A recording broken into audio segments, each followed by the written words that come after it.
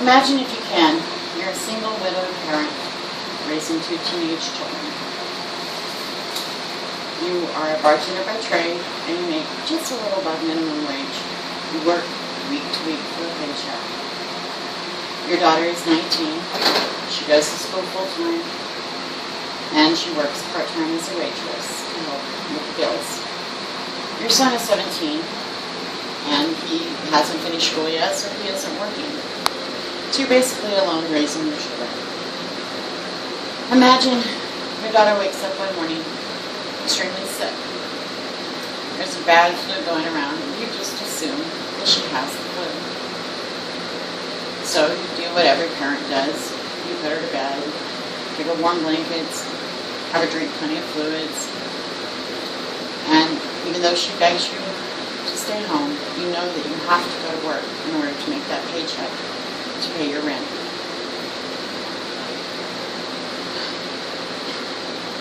About an hour after you get to work, your daughter calls and expresses how bad she feels. And then you struggle again. Should I leave my work and not make rent, or go home and comfort your child? It's only a few short hours. But in 7 hours you return and find out it's not the flu, and that the angels have come and taken your daughter home. You can't describe how devastating this is as a parent. No mother should ever have to bury her own child. Imagine that same woman going to the funeral home to make arrangements for her daughter's burial. She's sitting in the same room that she did 2 years prior when her husband died unexpectedly. Everything's familiar, including the woman who is helping her, which is the same woman that helped her 2 years before. As you're going over the costs, there's one big difference. In 2010, the state helped this same woman with her funeral costs of burying her husband. Due to budget cuts, the state of Kansas ended their funeral assistance program in 2010, according to an article written by Janine Ferranda of the Wichita Eagle. Suddenly, the $845 bill in front of her is her entire responsibility. To add to that dilemma, if after her daughter's body is received from the coroner to the funeral home, the bill is not paid in full, there cannot be a cremation, and she would start being charged $70 a day for storage fees. In perspective, to give you an idea, if that body is stored for 7 days, it would cost another $490 on top of the $854 bill. If she wanted a viewing of her daughter with a casket, $1,000 minimum to rent a casket. So can you imagine how much burial costs would be if you had an entire funeral? I don't have to imagine this. This woman was me, and this girl was my daughter. I had just a little over $200 in my bank account for rent. I had to come up with another $400 for rent, pay my bills and my groceries, and still pay an $850 funeral cost bill. Recommendation from a friend, I went to the Salvation Army. They were willing to help with $300 of this bill if I came up with $514 first. Luckily at the time, my daughter's friend was living with us, and she told her stepmother of my dilemma. Her stepmother immediately opened an account in my name and had my friends and family donate to this account to make the arrangements for my daughter's funeral. The money came in quite quickly, and I didn't have to pay any storage fees. I had enough money to pay for the funeral costs and an urn, and pay my rent for the month.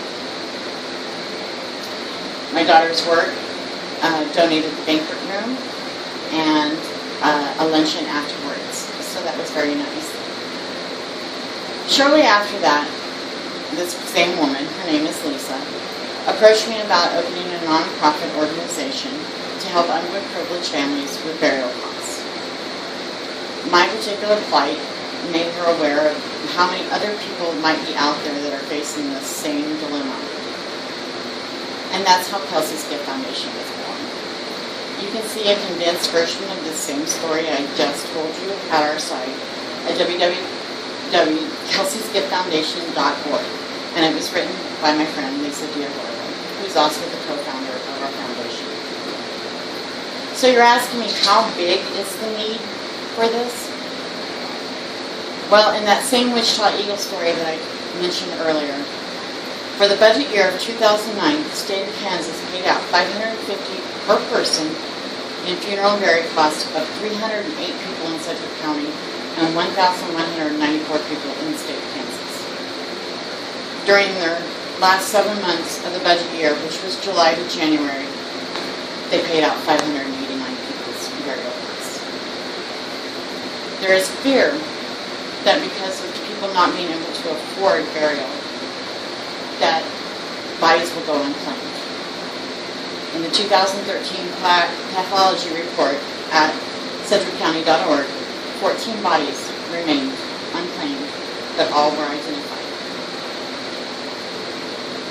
Those bodies will become the responsibility of the county coroner, as noted in the Kansas law, KSA 65-902A.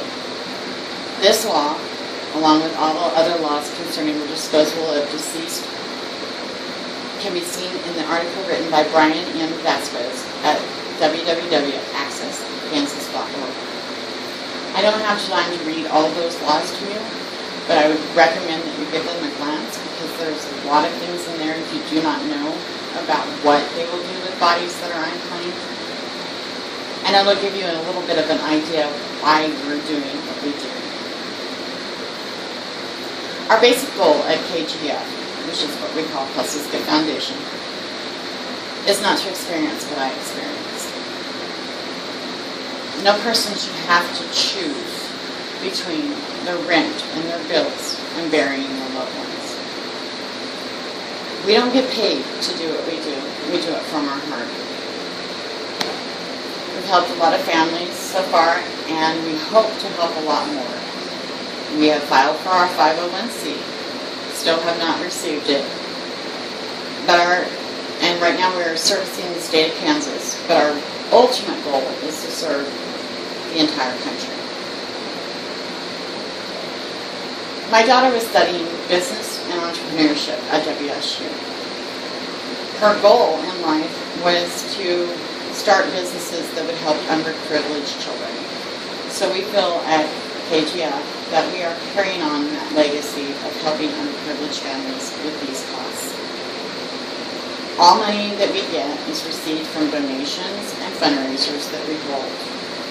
Past fundraisers have included t-shirts, bracelets, and koozies. We're excited because our next campaign is a 2015 calendar featuring none other than the famous Huskies that I have at my house. Some of the events we have done is an online auction. We did a balloon release, and we have done a few local events, especially in Hutchinson. We have done the third Thursday. We hope to do more events in the future. A list of all of our resources and services are on our site. There's many resources on there that can help you, from clothing banks to Salvation Army and so forth. Also at KGF, we actually have started our own clothing bank. We like to help people with clothing towards wearing to a funeral and so forth. We also have a Facebook account and a Twitter account by the same name as our organization. Tonight I'm going to leave you with one thought. There's a lot of people out there that work paycheck to paycheck like me. There's no benefits and no life insurance. Not to be quoted on this, but I've been told by people even if you had life insurance, there is a waiting period. So, again, we're going back to the fees and so forth that still accrue if you do not have that money in your bank account. I won't ask for a show of hands, but how many of you are prepared if something was to happen. No one likes to think about death, but it can happen anytime, anywhere. In that same Central County pathology report that I listed earlier, of the deaths in 2013, 45% of them were accidents. Even long illnesses such as cancer and so forth can deplete people's bank accounts to the point that they have no money left for burial costs afterwards. At KGF, we believe that everybody has a right to have a proper burial and a proper funeral. Not everyone has friends and family like I do, so that's why we try to help people who need our help. If you have any questions, you can contact us by phone or email, which is listed on our website, which is, again, www.kelseysgiftfoundation.org. And that is all I have for you now. Thank you.